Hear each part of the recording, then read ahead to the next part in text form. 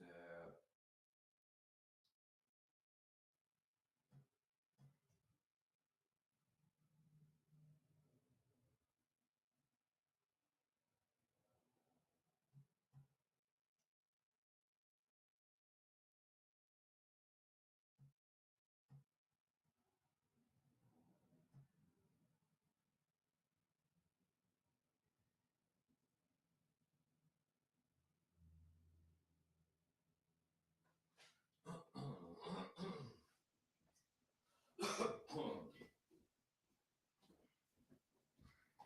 All right.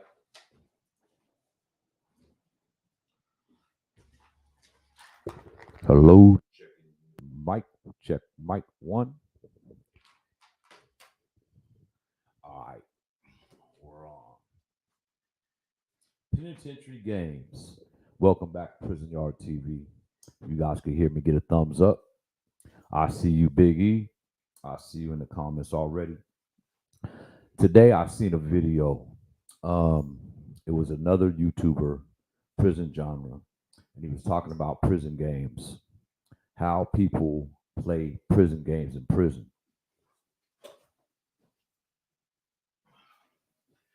And I think I think he was in Milwaukee, if I'm not mistaken. Anyways, California plays a lot of prison games, especially the convicts out of California. And so I wrote some things down, and it kind of reminded me a little bit about California prison gangs, the way he was talking, how they came up with all these gimmicks and games to cross you up, to get you more time. And I remember back in, I want to say 2015, maybe 2016, everyone kept telling me, bro, if you got a phone, don't let nobody know you got a cell phone because you're going to get told on. So, me being the slickster that I am, I thought, okay, I had a couple phones, but I always used to go to the wall phone and call my people on the wall phone at least once a week. That way, the COs, they see you on the wall phone, they don't suspect you of having a phone, right? So let me tell you something about people in prison. All you have is time on your hands to think, to manipulate, to think about your next con. There's a million and one, everyone's a con man in prison. Everyone's trying to get something for nothing, and everyone's trying to make some money. So, the first incident I had over a phone, and this been going on since cell phones has been in California. I don't know how long we've been getting cell phones in California, but it's been a long time. Anyways, this is how people manipulate you. This is how people cross the boundaries. They cross the line. And this is one incident. So let me tell you something. If you have a cell phone in prison and you let somebody use it, or if you don't have a cell phone and you borrow someone's cell phone in prison, you have to erase your conversation, your pictures, and the phone number you called. Because if you don't, it's almost guaranteed somebody is going to call your family members or your girl and try to get at them. Yes, it's very disrespectful, but it happens. This one incident. So I had let someone use my phone. As a matter of fact, let me back up a little bit. So I had my personal phone and then I had a community phone. And what I mean by that is I used to rent a phone out. I had one phone that I never let anybody use, and then I had a phone that I used to rent out for $100 a night. And you give me a green dot for $100, and you get it for from lockup time till breakfast time. That was the going rate in there.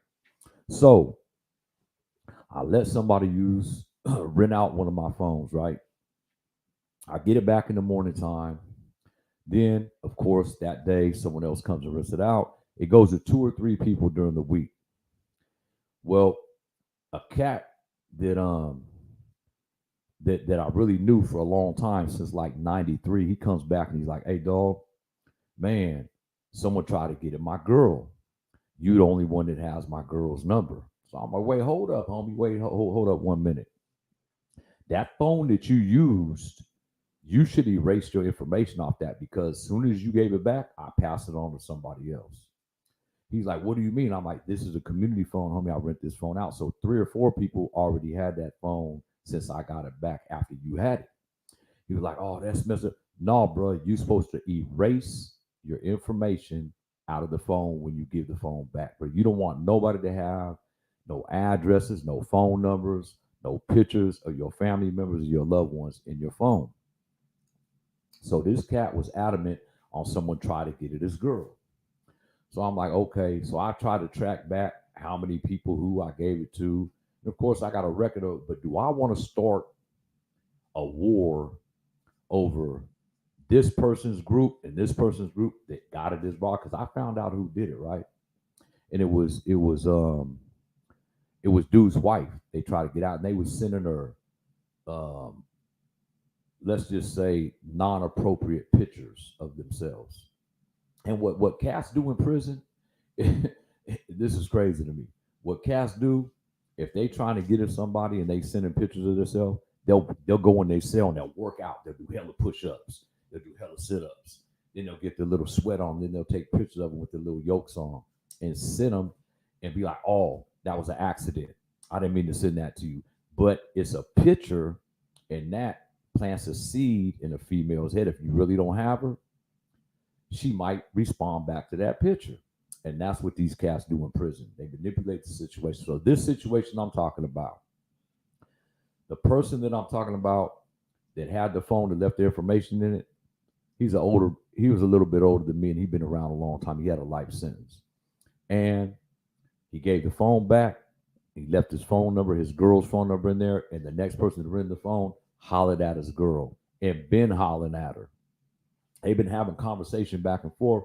Well, his girl told, I guess when the new person that was hollering at dude's girl got the girl mad, she done told her man, hey, someone was hollering at me and didn't she the picture wasn't in the phone no more. He erased the picture that he sent.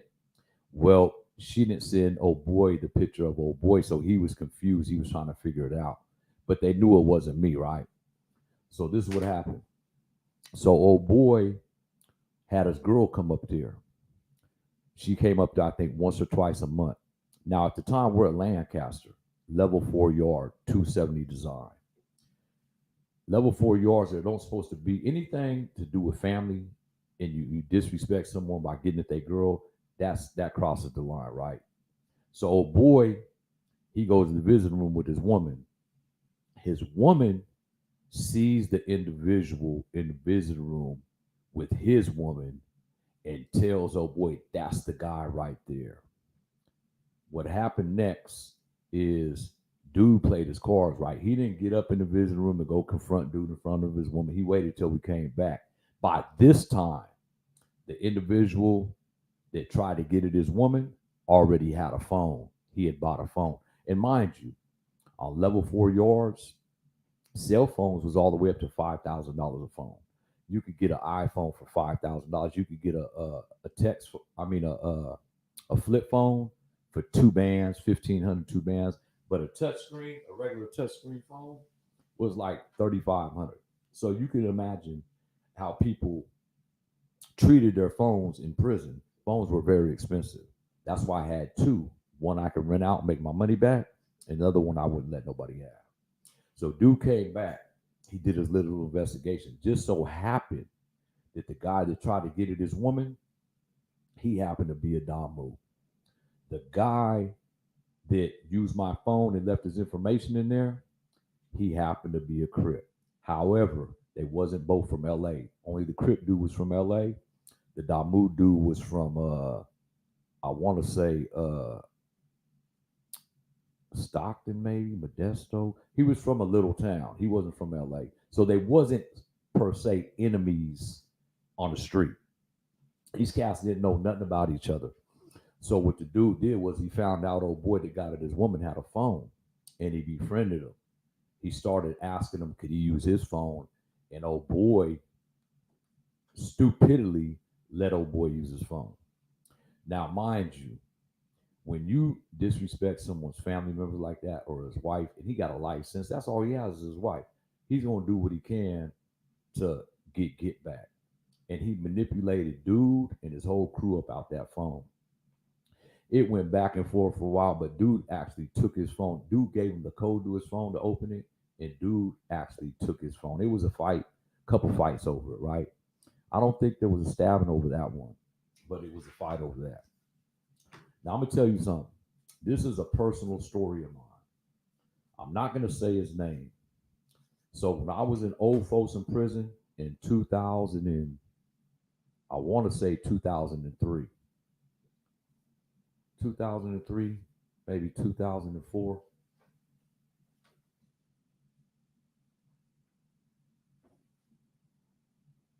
Uh-oh, what's going on?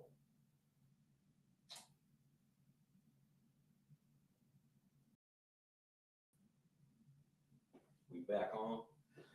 So I was on a 10-month violation, 2003, 2004. I had a little homie from my neighborhood. I'm married at the time. I'm married to my wife at the time. I got a son. She comes up there every Saturday to see me. True story. This is a true story. This is how manipulation comes into effect. Now, mind you, this is someone that I've been knowing for years. I got a wife. She comes up on Saturdays. I also have this white girl that came up and see me on Sundays and brought the clavo, if you guys know what I mean. She used to come up there and bring whatever I needed her to bring. Well, this individual, I didn't. No one had a cell phone back then that I remember at Folsom. We used to use the wall phone. In Old Folsom, in one building, you got a little yard and a big yard. If you can't make it to the big yard, you could always go out to the little concrete yard that used to be the shoe back in the day. And there's four phones out there. So I go out there, call the white girl. If I couldn't make it, I would have a little homie call her and tell her to make sure she was coming up Sunday, see what time she was coming, so I'd be ready. The little homie decided to dirty Mac me. And what I mean by dirty Mac, he called her up on his own and told her, I'm just gonna put a name out there. This is fictional name. So let's just say Kevin is the little homie and Sarah is my mistress coming up there on Sundays bringing me what I need her to bring me. So Kevin goes out to the little yard and he calls Sarah. He tells Sarah, don't you know Dog's married? She's like, yeah, I know Dog's married. I've been messing with him for 10 years. So he was like, why would you be with a married dude? His wife comes up here every week on Saturday. He tried to dirty Mac me. But in the midst of him trying to dirty Mac me, he's trying to get at her. Now he had a 7-year sentence. He still had like 3 years to do, but he was a little homie. So I got a 10-month violation. When he does this, I got a month left. That's when I find out when I have a month left. So she stopped. She stopped taking his calls, but she had told me, right? So I played like I didn't even know what was going on. And let's just say when I came home, I took it upon myself to expose him to the cat that he was in the cell with because he did him like that. I was real close to his celly. His celly was from my neighborhood also, and he was like real young, but he was DP for it. But that's the manipulation. That's the tactics. That's the prison games, the penitentiary games people play. They try to manipulate anything they can up out of you, up out of any situation. When someone's doing bad in prison, all penitentiary rules don't go into effect. They break the rules, and that's what's going on with these youngsters these days. There is no morals, there is no integrity, even in prison. Now, this was a level 3 yard when I was there, and for him to do that, he got DP'd for it. But to me, if you could pull my bra from me, my chick, if you could pull a girl from me, so be it. But if you got to dirty Mac somebody, to try to get your girl, to try to get someone's girl, that's out of the question. You don't supposed to salt no one up. You don't supposed to dirty Mac no one to pull a broad. That's out of pocket. And I seen I seen someone from Harlem 30s uh, stab someone to death over him getting at his wife in New Folsom. And dude was actually his cellie at one time. Went through his phone book, got his address, and when he went to another pen, started writing old boy's wife. Check this out. This is another story. It just reminded me of something. I was in New Folsom. I had a cellie from San Diego, West Coast Crip. His name was, we're gonna call him Tone Loc. Tone Loc was my cellie. We moved in the cell together, coming off the bus. I came from Solano Ho. He came from Solano Ho. We moved in the cell together. Everyone there told me he was a J cat. Tone didn't like to come out the cell for showers. He came out for showers, but nothing else. We're on lockdown for a year when I'm there. The Southsiders took off on the Bloods. No, the Southsiders took off on the Hoovers and the Bay Cats while the Crips and Bloods were on lockdown. So we're on lockdown a whole year. We're going to the little yard every other day. Tone don't like to come to the yard. So I have a little homie come from another prison that knew Tone, and me and Tone got in a fist fight in the cell one night over him not plugging his TV in. We got in a fist fight over him watching his TV without his headphones, hella loud. And he was just, we was in the bedrock cells. If you guys know what the bedrock cells, the majority of the cells in New Folsom are like little apartments. They're humongous. But the bedrock cells, the beds are next to each other on the floor, and there's a big walkway between them. So it's about 4 feet between you, but the bunks are next to each other. They're not bunk beds on top of each other. It's the worst cells you could be in. Anyway, we had a curtain going down the middle to give each other privacy, right? What's going on? How come I can't? It froze.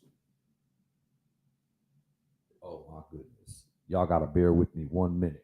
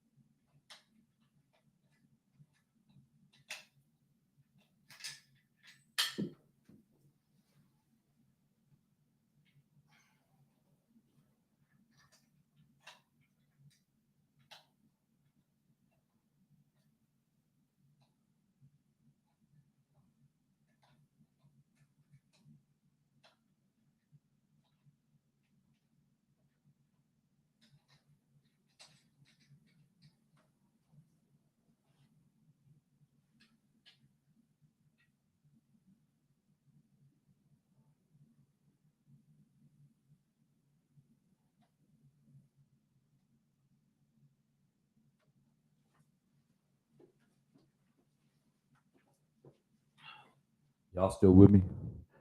All right, so let me finish this. Okay, so I'm in New Folsom. My cellie's name is Tone Loc from San Diego, West Coast 30s. Me and him getting into a fight in the cell.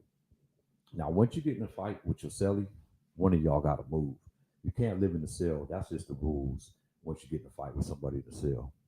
So I get in a fight with Tone Loc. His people and my people tell us we got to separate, which that's what usually happens. So Tone ends up moving out the cell. No, I take that back. I moved out the cell 2 cells down with Big Sea Dog from 60s. Now I'm only 2 cells down from Tone. My little homeboy that just got there, he moves in with Tone Loc. I'm there a year, almost 2 years, and they put me up for transfer. I get up, I go to transfer. My little homie looks at my photo albums. He gets a couple photos out. We trade some photos, and I go on my way. 6, 8 months go by, and I get a letter in the mail from another cat that was in New Folsom with us. He tells me there's some naked pictures of my wife going around the prison. The first thing I thought was my little homie that that I showed my photo album to took my hidden pictures in the back of a picture out of my photo album. That wasn't the case though. Did the investigation. I found out later that Tone went back there, took the pictures out of my photo album. Not only that, he wrote my mom's address down and wrote my mother a letter talking about his Nubian queen that I gave him the address. He used to be my celly. And I'm gonna tell you something. When somebody that you lived with or even didn't live with writes one of your family members and disrespects them like that, it's automatic DP from your car. It don't matter what we everyone has open communication from prison to prison in California. If I do something in Folsom, Quentin's going to hear about it within a day or two. If I do something in Calipat, Lancaster's going to know it within a day or two. There is no hiding in prison no more.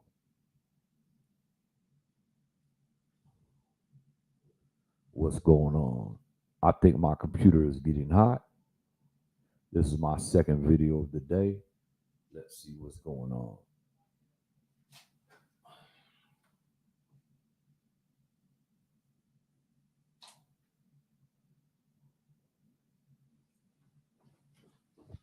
As you can see, the laptop is getting hot.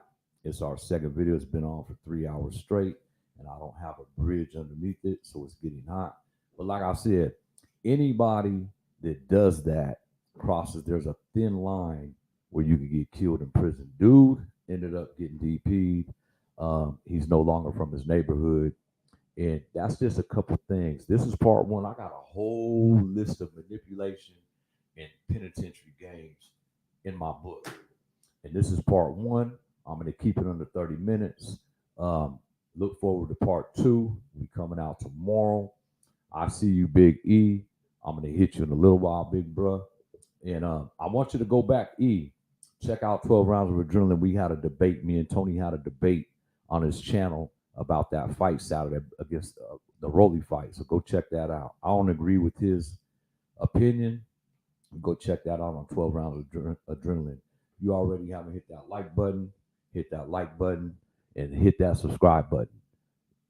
Stay tuned for part two of Penitentiary Games. If y'all ain't told the people you love them, tell them you love them, and stay blessed.